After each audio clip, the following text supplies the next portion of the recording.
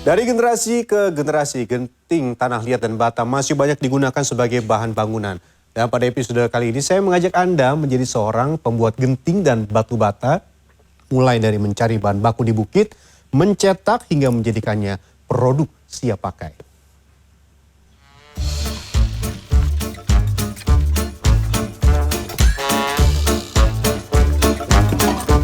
Pade, cangkul.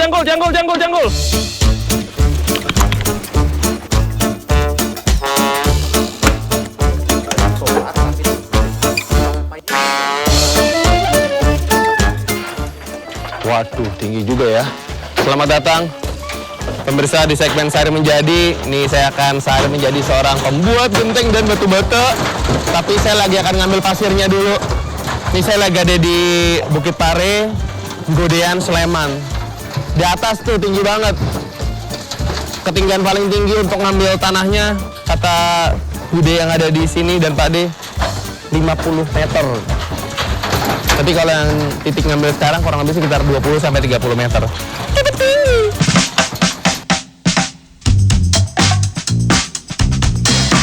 Saya 90. Di tengah banyaknya pilihan bahan atap, mulai dari asbes hingga metal, genting dari tanah liat masih jadi primadona bagi sejumlah warga.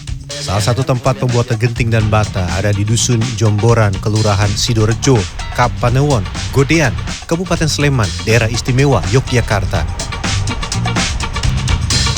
Aktivitas warga yang menggantungkan hidup dari genting dan bata dimulai dari tempat ini. Setiap hari puluhan warga Dusun Jomboran mengambil tanah di sekitar Bukit Pandawa atau warga menyebutnya Gunung Pare. Tanah liat di tempat ini terbagi menjadi dua jenis. Pertama, tanah liat halus dengan tekstur berpasir. Kedua, tanah yang cenderung kasar dan bertekstur seperti batuan. Kedua jenis tanah ini sama-sama diambil untuk diolah menjadi adonan bata dan genting. Loh, tinggi juga Bude. Masih jauh ya? Masih sekitar 25 meter. Wah.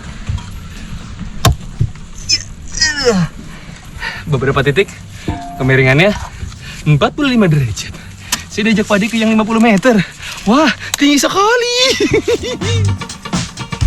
Meski tanah liat halus ini tidak sulit diambil, lokasi yang memiliki kemiringan hingga 50 derajat membuat saya kepayahan.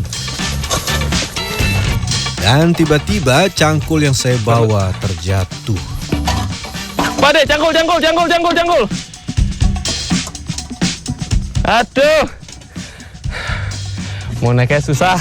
Bila kemiringan bukit begitu menyulitkan bagi saya, tidak demikian dengan para pekerja yang sudah sehari-hari menambang tanah liat di sini.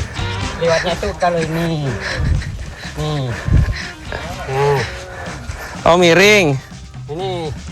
Ini kan. Oh, sambil jinjit. Merosot, Rek. Ya, yang penting bisa naik lah, walaupun aneh gayanya.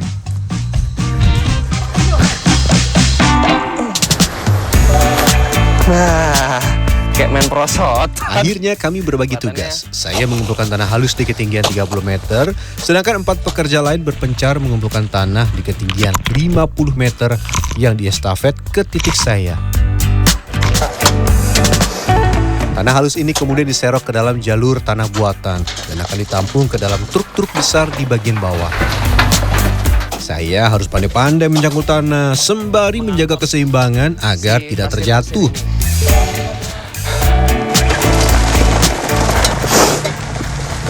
Wah, debunya. Debunya masuk hidung.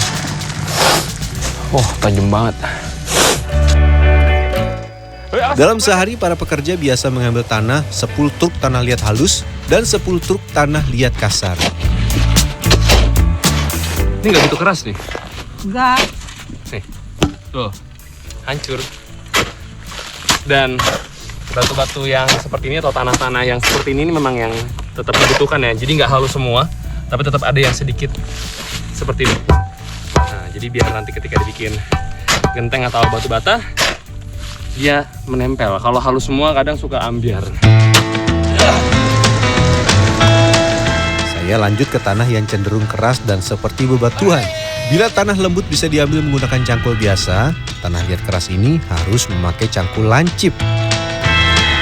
Tugas saya di atas bukit sudah rampung, kita lanjut ke bagian bawah.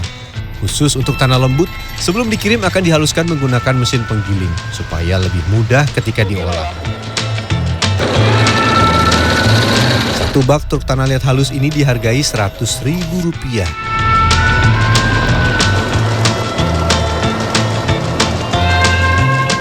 Meski cenderung bertekstur batuan, tanah liat kasar ini tidak perlu dihaluskan.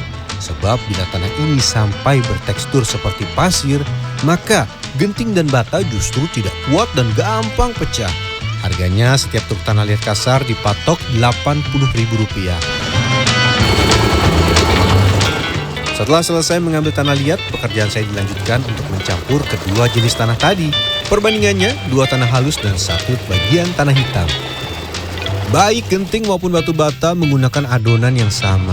Kawat yang terpasang di bagian luar mesin akan membuat balok tanah liat terbelah otomatis menjadi 3 bagian. Warga setempat menyebut campuran tanah liat kasar dan halus ini empleng. Sambil menunggu adonan genting dan batu bata expose mengeras, kita buat batu bata untuk bahan bangunan ya. Adonannya sedikit berbeda. Persentase tanah kasarnya lebih banyak dan menggunakan traktor untuk mengaduk. Lumayan batu-batu yang tadi agak keras yang saya injek, ini berasa di kaki, dia semakin mengecil. Dengan diaduk menggunakan traktor, batuan keras akan mengecil, namun tidak hancur sepenuhnya. Nah, bagi saya, traktor ini sangat sulit untuk dikendalikan. Selain karena belum terbiasa, tanah yang lengket membuat langkah semakin sulit.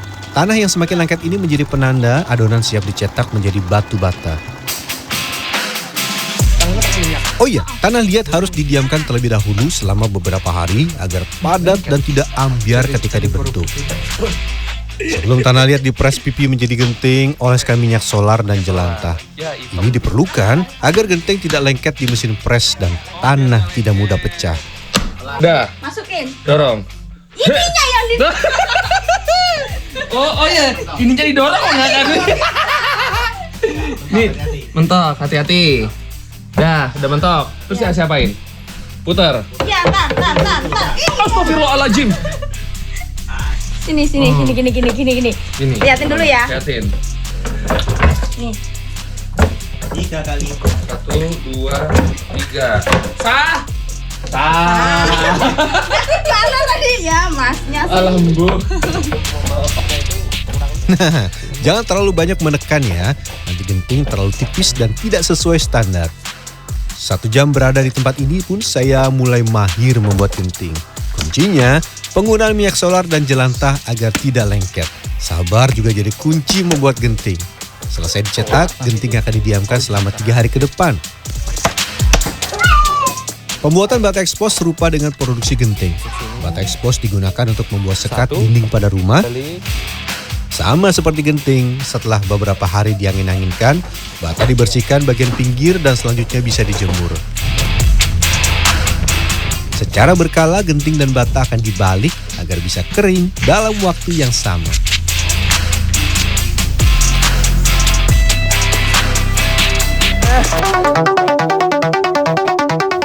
Eits, jangan lupa kita masih harus membuat bata untuk bangunan. Bedanya, bata jenis ini tidak memakai mesin pres, melainkan dibuat secara manual. Kenapa apa enak? Perbedaannya kalau dengan batu bata yang tadi itu kan untuk hiasan lah bisa dikatakan, dan biasanya sih nggak dipakein cat lagi dan buat di bagian agak-agak luar lah bisa dikatakan. Kalau ini biasa untuk ngebangun batanya ya, di bagian dalam yang buat dicampur dengan semen. Kita lanjut ke proses pembakaran. Baik genting, bata expose maupun bata bangunan yang sudah kering akan disusun sedemikian rupa di dalam tungku pembakaran.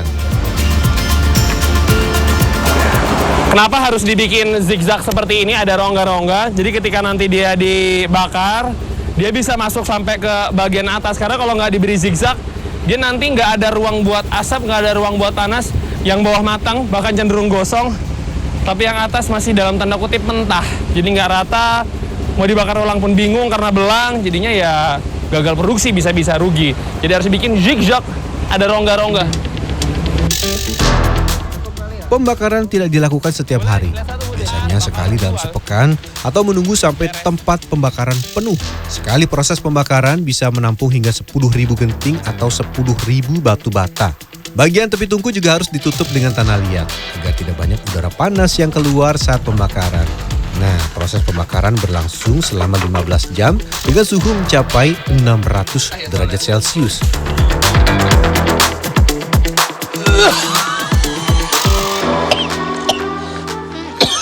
Masuk dikencek.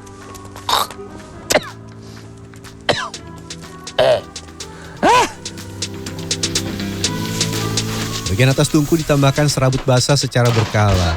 Tujuannya agar api tidak menjilat bagian atap yang bisa membakar seluruh bangunan tungku. Ini kan kayak ada apinya nih, kita lempar ke arah situ. Nah, ini agak sedikit basah, jadi dia bentukannya jadi seperti asap saja. Dan menjaga suhunya itu benar-benar tetap panas di bagian dalamnya, nggak keluar-keluar, nggak cepet naik turun. Lagi Pade? Nyen sewu. Halah panas. Asapnya ke saya tadi. Setelah dibakar, genting dan bata baru bisa diambil 2 atau 3 hari setelahnya agar tidak mudah pecah. Genting dan bata siap pakai dijual satuan dengan harga Rp1.000 sampai Rp1.500. Dalam sebulan tempat ini bisa memproduksi 30.000 genting dan batu bata. Omset per bulannya tentu saja fantastis, bisa mencapai 40 juta rupiah. Tapi tentu ada resiko di balik omset puluhan juta. Itu pas kejadian udah beberapa tahun yang lalu, ambil gentengnya itu, ambil tanahnya itu kan tinggi. Itu ada yang terpeleset jatuh sampai ke bawah. Terus juga ada yang ibu-ibu juga ikut ambil tanah itu, ketimpaan tanah karena longsor. Itu sampai meninggal loh Mas. Ngomong. Bagaimana? Tertarik menjadi pengusaha genting dan batu bata? Kalau buat saya, bagian tersulit adalah mengumpulkan tanah.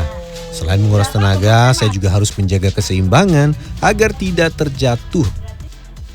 Rian Fernando, Dwi Agung Yuljarto, Kabupaten Sleman, Daerah Istimewa, Yogyakarta.